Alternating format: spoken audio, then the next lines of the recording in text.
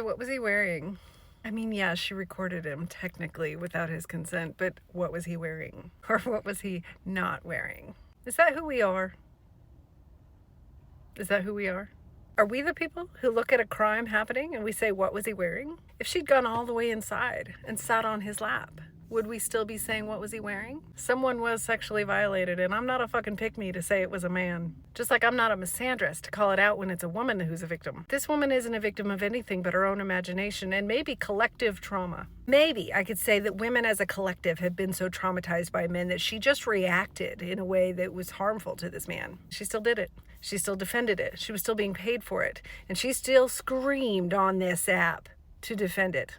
I watched the video, and the only thing that we know from that video is that she recorded a man without his consent and put it on the internet. It doesn't matter what he did because there's no way for us to know. We have no evidence of when the door was opened or how it was opened or who opened it. We have no evidence that he was the one who placed the order with DoorDash. There wasn't somebody else in the house, and there's no way to know what he intended. But even if all signs point to him being a predator and he lured her there, she still broke the law. This collective trauma is valid, and there are a lot of hurt, angry women in the world right now who are valid in their feelings, but not the behavior. My followers have heard me say that since 2020, right? Your feelings are valid.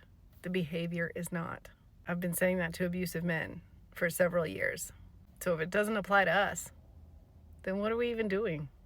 I'm not defending a man or a woman, but I will defend consent every day for the rest of my life. She maybe didn't consent to the first quick glance, but once she pulled open her phone to record and capture and keep that moment, she was consenting to what she was looking at. But he had no idea she was even doing it. He could not have consented. He did not consent to his naked body and his name being all over TikTok.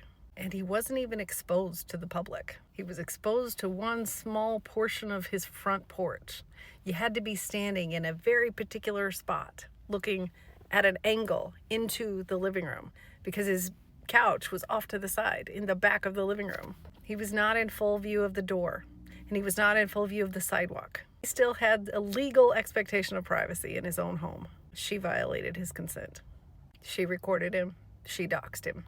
So whatever your personal feelings about this, whatever your emotions in this, you need to deal with that.